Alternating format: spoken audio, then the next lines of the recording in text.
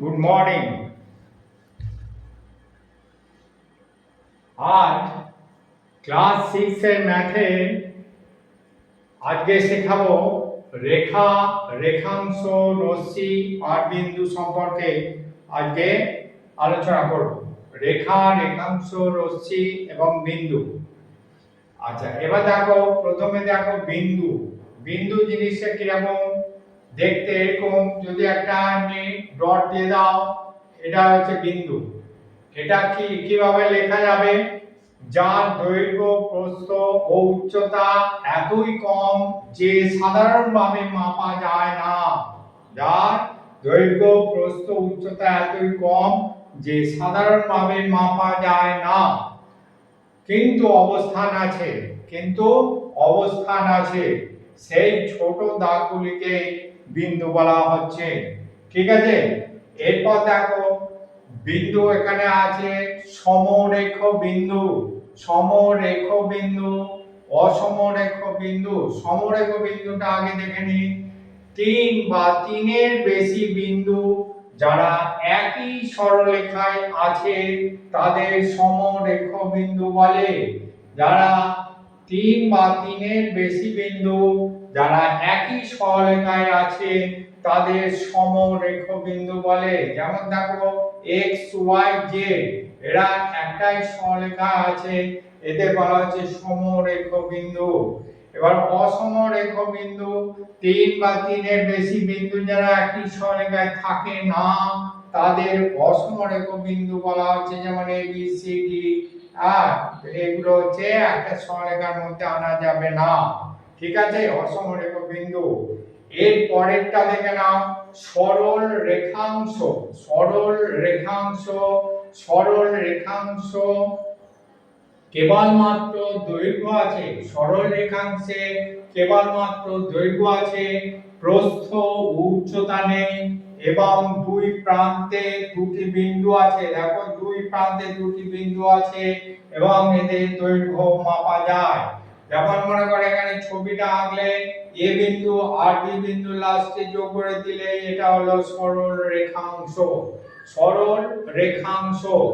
এরপরে হচ্ছে রেখা, অর্থাৎ সরল রেখা। রেখা হচ্ছে কিরাম না, রেখার প্রান্ত বিন্দু নেই।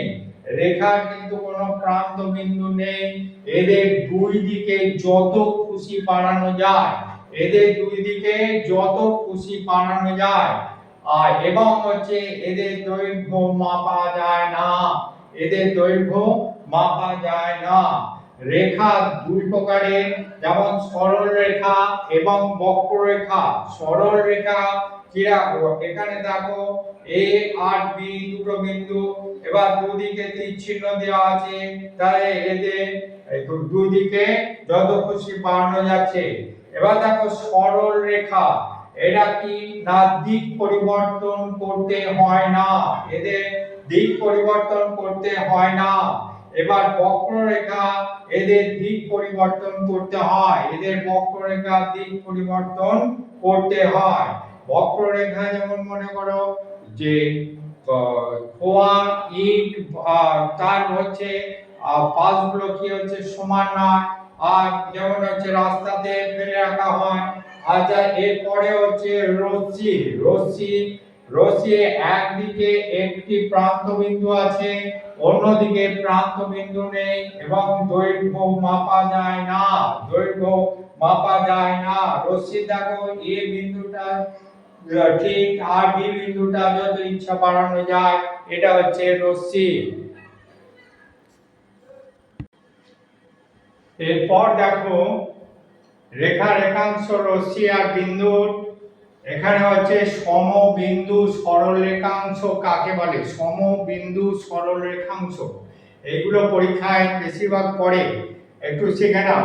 সমবিন্দু সরল রেখাংশ, যদি তিনের বেশি সরলরেখাংশ একটি নির্দিষ্ট বিন্দু দিয়ে যায় তবে ওই সরলরেখাংশগুলিকে সমবিন্দু সরল রেখাংশ বলে। যেমন দেখো এখানে ছবিটা, আর এটা হচ্ছে, এটাও ও বিন্দু দিয়ে মনে করো গেছে, A B C D E F G H যে একটা ও বিন্দু দিয়ে গেছে আর একটা নির্দিষ্ট বিন্দু দিয়ে গেছে, এই জন্য এটাকে বলা হচ্ছে সমবিন্দু সরল রেখাংশ। ঠিক আছে, এরপর সমান্তরাল সরল রেখা। সমান্তরাল সরল রেখা, এটা দেখে নাও, এই একই সমতলে অবস্থিত দুই বা তার বেশি সরল রেখা দুদিকে যত খুশি বাড়িয়ে দিলেও যদি তারা পরস্পর মিলিত না হয় এবং পরস্পর সমদূরত্ব বজায় রেখে চলে, তবে সেই সরল রেখাগুলিকে সমান্তরাল সরল রেখা বলা হয়। ঠিক আছে, এখানে দেখে নাও, এখান থেকে এ বি একটা আর সি ডি আর একটা, দুটো সরলরেখা, এরা পরস্পর সমান্তরাল। এরপরে আছে পরস্পর ছেদি সরল রেখা। পরস্পর ছেদি, যদি সরল রেখাগুলো পরস্পরকে ছেদ করে তবে তাদের পরস্পর ছেদি সরল রেখা বলে, পরস্পরকে ছেদ করে। মনে করো এখান থেকে হচ্ছে এবি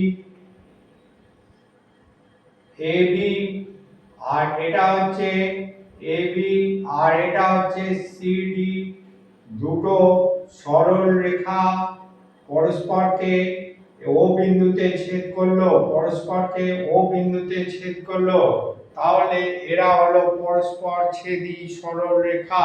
এরা হলো পরস্পর ছেদি সরল রেখা।